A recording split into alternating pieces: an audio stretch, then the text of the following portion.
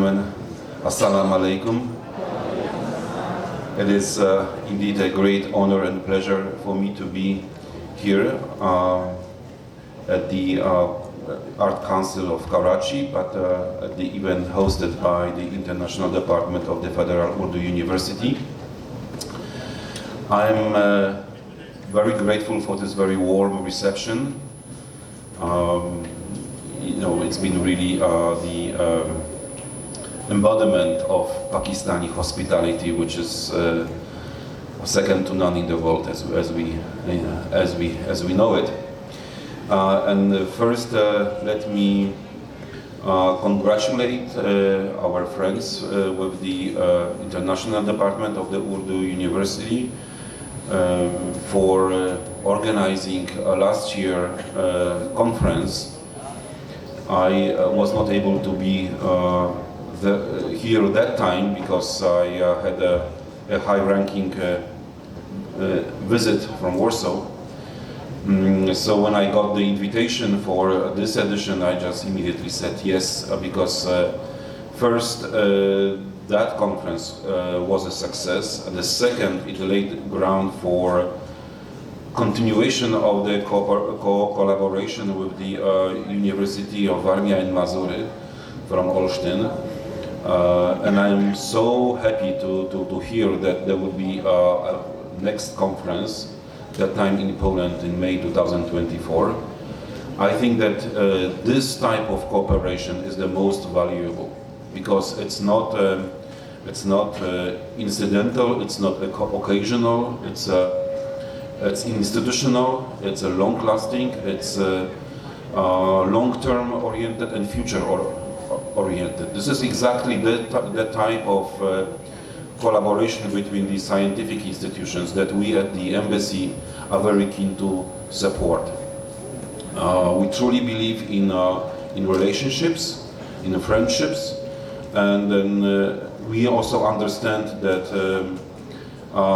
getting to know each other is a process. It is not one shot event. So the more I am grateful for this initiative, and I am only happy to just to contribute to it. I saw Honorable President of Pakistan, Honorable Dr. Arif Alvi, last year opening that conference. It also speaks to the importance with which the Pakistani government approaches the relationship with Poland, and I can assure you that from the Polish side, this feeling is fully reciprocated. So let me thank Dr. Arif Khan and Professor Faisal Javid, who has been a spiritus movens behind this, this effort. I look forward to the presentation of Professor Żukowski, if he is able to get online. I would like to speak a little bit about Polish-Pakistani relations. I know this is a topic of today's conference, and I had a chance to speak briefly about these relations last year. But I would like to take this opportunity to just cover it in a kind of more comprehensive fashion.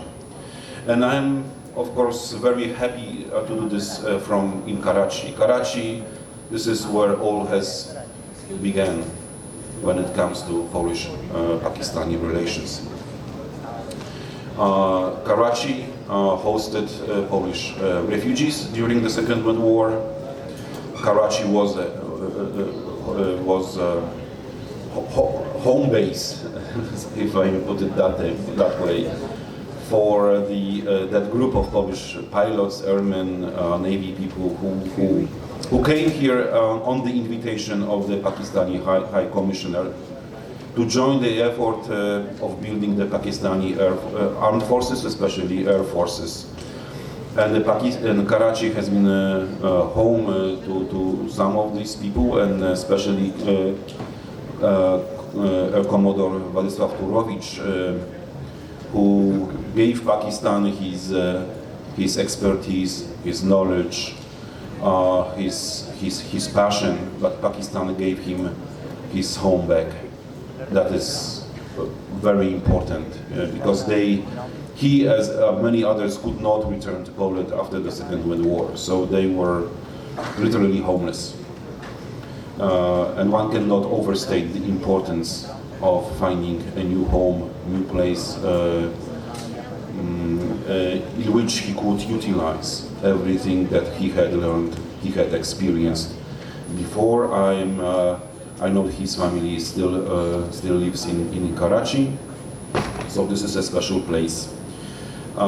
We also, when we think in Poland about Pakistan, one very strong association are the mountains. I know that Karachi doesn't have much mountains here, but but Pakistan is very much associated in Polish imagination with adventure, with freedom, which gives the high altitude mountaineering. So this is, I haven't tried it in my life, but I understand this is a very powerful experience. This is an experience of searching for a limit to our humanity and our human capabilities, but also, this kind of ultimate expression of freedom, of achievement under the Pakistani sky. So this is very important, and this is one of those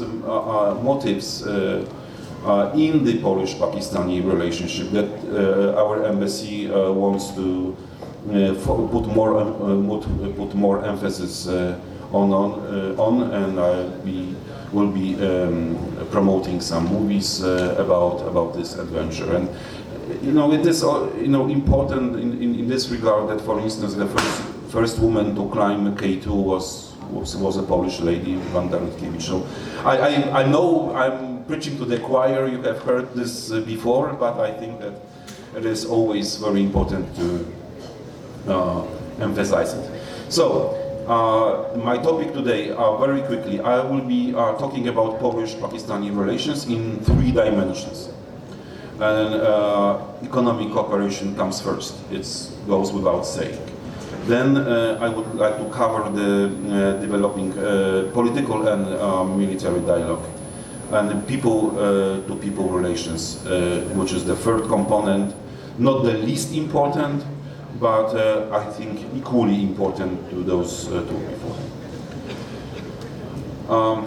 The backdrop for the development of Polish-Pakistani relations is, on the one hand, the potential that Pakistan offers as a market, as a place of investment. On the other hand, it is a rising position of Polish economy within Europe, and I think that this is the context.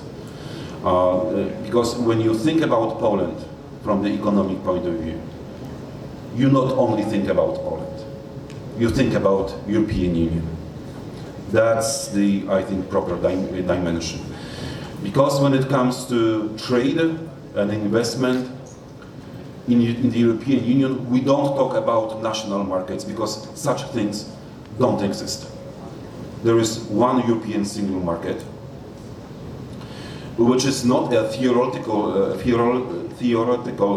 construction. It is a very real thing, because the rules, the regulations, all the provisions regarding the market access, the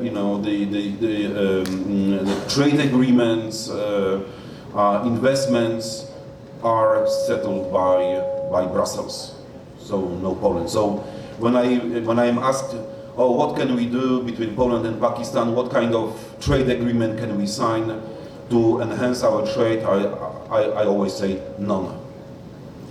Because this is not in our powers. This power was delegated to the supranational institutions, to the European institutions, and then and one can look at this as a kind of exercise of limiting sovereignty. I would say that this is a greater opportunity for everybody, because we are not talking about 38 million market, which is Poland. 38 million people lives in Poland approximately. We are talking about almost 500 million people. So this is European Union. So traders, investors who come to Poland, they have unlimited access to the European market, and Poland has been doing very well in this regard because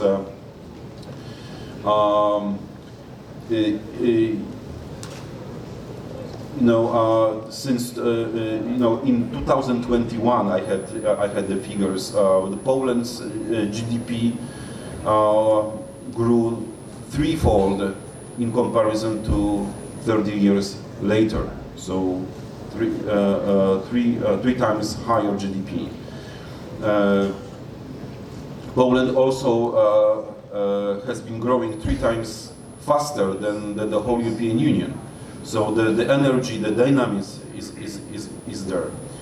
We are 6th largest economy in European Union, and of course the biggest one in Central Eastern Europe. So I would emphasize here access and dynamism. When it comes to the bilateral trade, because we have such statistics, the good news is that trade trajectory is on the rise. Every year there is an increase in our trade relations, and then last figures I have indicated that the overall trade between both countries is 900 million US dollars approximately. And then the interesting story is that $780 million is the Pakistani exports. So Poland and the Pakistani exports is on the rise, whereas Polish exports to Pakistan declined last year. So when you read, when you hear about how big of a problem is the trade deficit for Pakistan, or deficit on the current account, don't think about Poland. I mean, we are not contributing to your deficit, the other way around. And the reason is that Pakistan enjoys very favorable access to the European market within the framework of GSP+. This is a European Union policy which utilizes trade policy for development goals. And then, and Dr. Javid, I think you mentioned that in 1971 Poland was 7th biggest Pakistani trade partner. We have regained the 7th place, but not on the global list of Pakistan's trade partners, but within the European Union. So still we have some ground to cover, but it's on the rise. So my ambition would be, to increase this trade, to broaden its scope, because frankly speaking, it is quite limited to textiles and then leather and some other products, but also to make the presence of Polish companies, traders and investors bigger in Pakistan. So that relationship will become more balanced. And then a very important story about Polish-Pakistani economic relations is investment. And in this regard, I think we have a very good story to share. This is a story of 25 years engagement by the Polish oil and gas company, now it's called Orlen, in the Pakistani gas exploration sector, and it's happening here in Sindh, in Dadu district. So they've been able to find and extract natural gas from the tight gas formations and deliver that gas to the Pakistani consumers. So we're talking Pakistani gas for Pakistani consumers, no trade deficit, because this is not import. And and then they have brought in also unique expertise, know-how, because they are doing this tight gas exploration. It's unconventional deposit. You need to crush the rock. You need to be more patient, more diligent, more sophisticated in terms of getting this gas out. So they have been very optimistic about their prospects in Pakistan. There are of course problems that stem from the overall economic situation, unfortunate economic situation in this country. I hope these problems, this is problem of payments for delivered gas would be solved soon, because whatever money the company gets for its gas, they reinvest it, and they look forward to expanding their production. So this is the, as I call it, jewel in the crown of Polish-Pakistani relationship. It is also contributing to this whole notion of going from fossil fuels into renewables. I know. Natural gas is still fossil, but it's not that much polluting as the lignite or the hard coal. But we would like also to shift a little bit in our relations and then introduce to the Pakistani market some Polish answers to the contemporary daunting technological problems.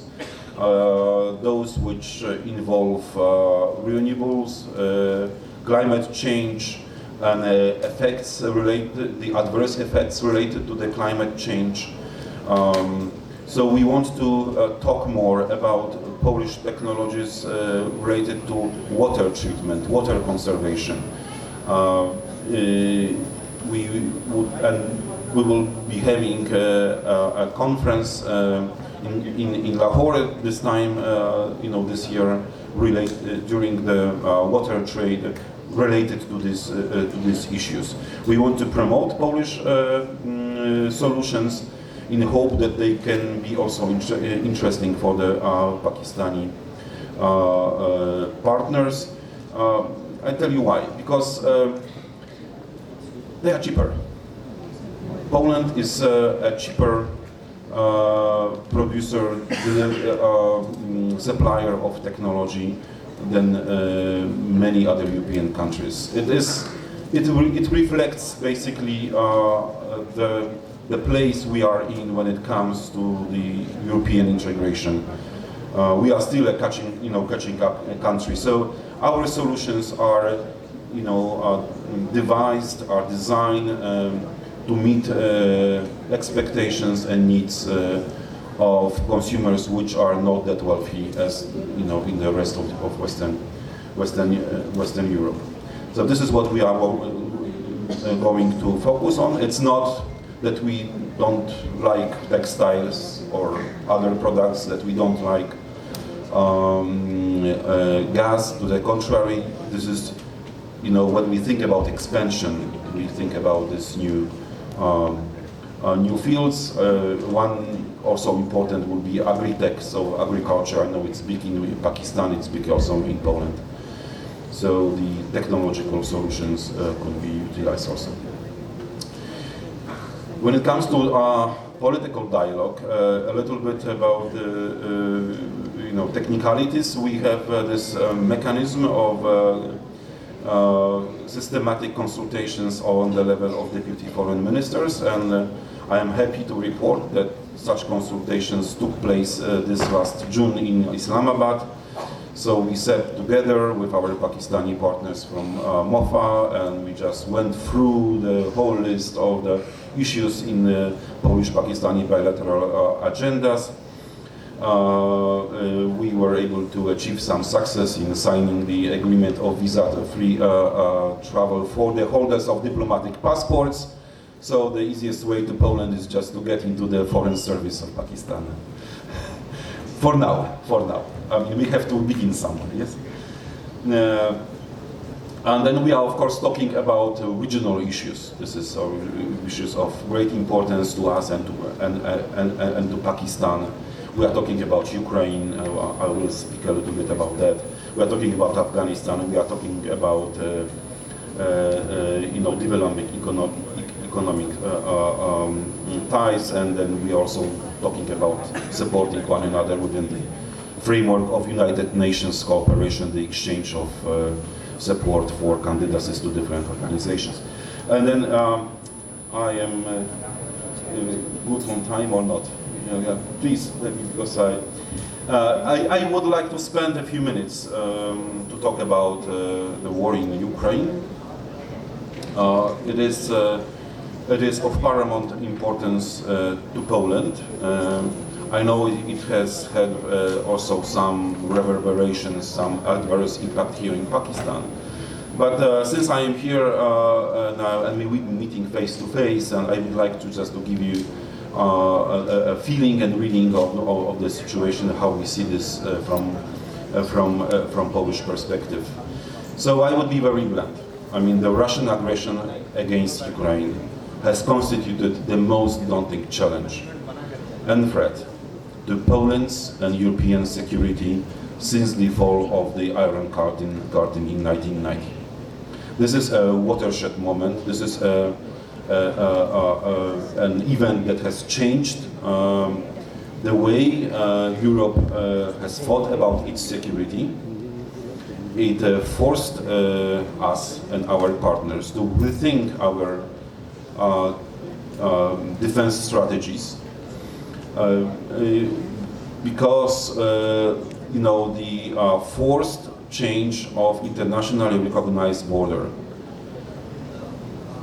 was a nightmare when you think about the security of Europe after the Second World War.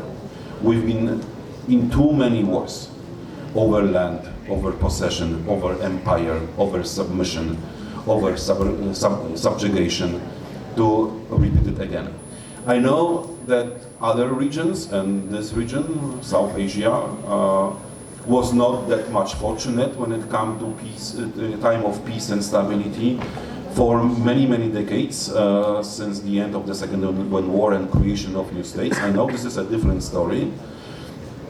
And I think that we somehow overlooked that, you know, that in Europe, that fact that you know, conflict like that might happen, and then we are catching up with this harsh reality, you know, at a very high speed, neck-breaking speed, but we're also with a sense of huge losses and costs, and in terms of people suffering, especially humanitarian disaster in Ukraine, where civilians become a target for military action.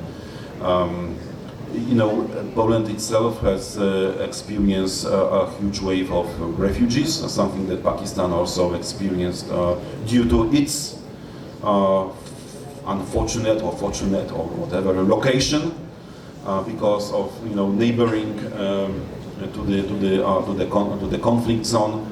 So many things that you have been going through in terms of refugee integration, reception, disturbances for domestic market. This is all being played out in Poland as we speak. So, I mean, we haven't chosen that. This is something that, you know, that happened, and you know, of course, it's very unfortunate. I'm not mentioning about you know, rises in energy prices. That has been also felt here in Pakistan.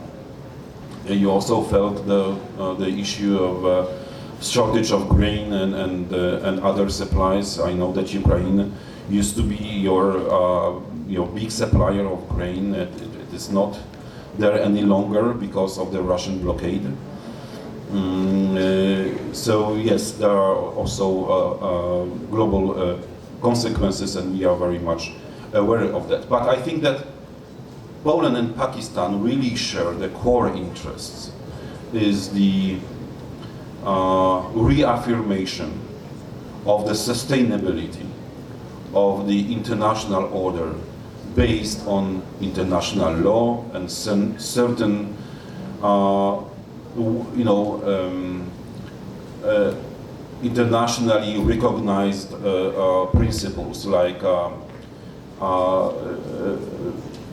territorial integrity, very important.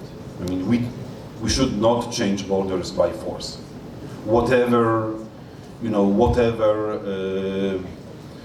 explanation or ground for that, that's not going to end nicely. After the Second World War, Poland lost half of its territory to its neighbors, which they were not there today, that time, but they are now today. This is Ukraine, this is Belarus, this is Lithuania. And then I think that one very wise decision of our leaders, our independent thinkers starting from the 70s through 80s, and our leaders at the beginning of this new era of full sovereignty after 1989, was just to recognize the borders as they were and just take this issue off the agenda of our bilateral relationship. So it allowed us to build a good relationship with all the neighbors.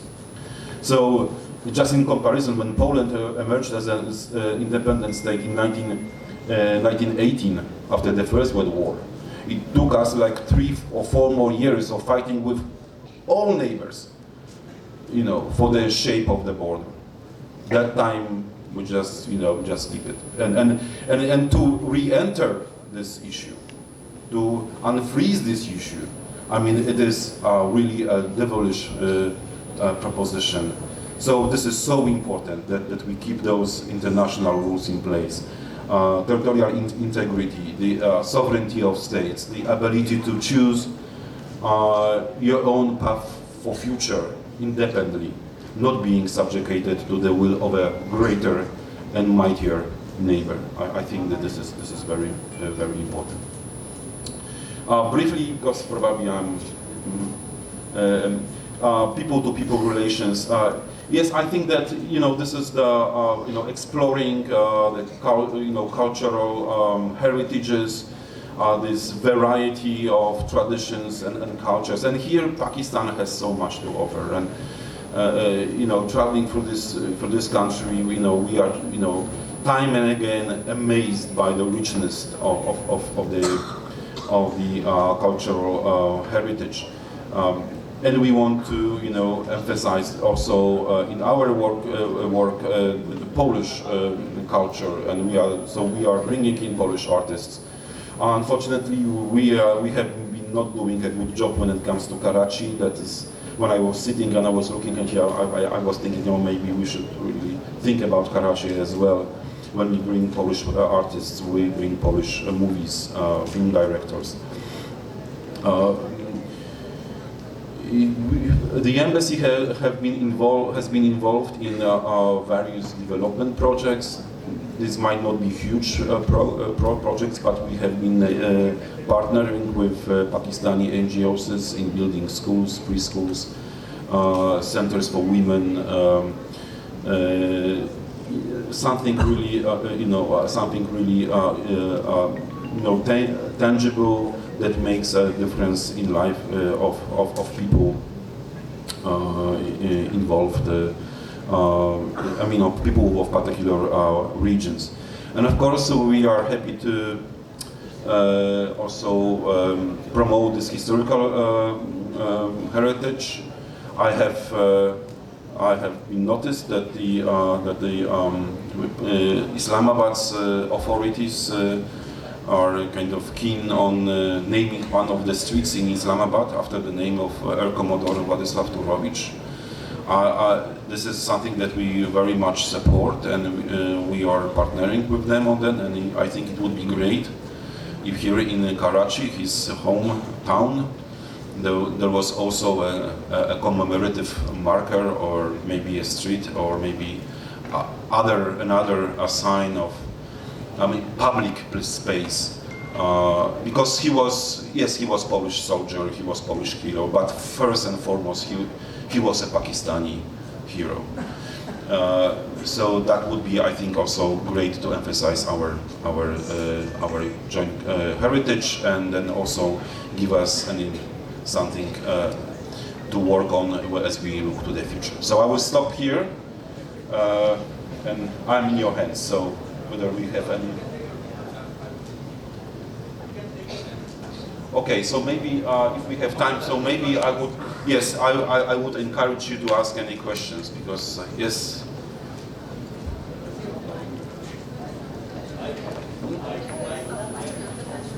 Oh, okay. Oh, okay, so I'm sorry.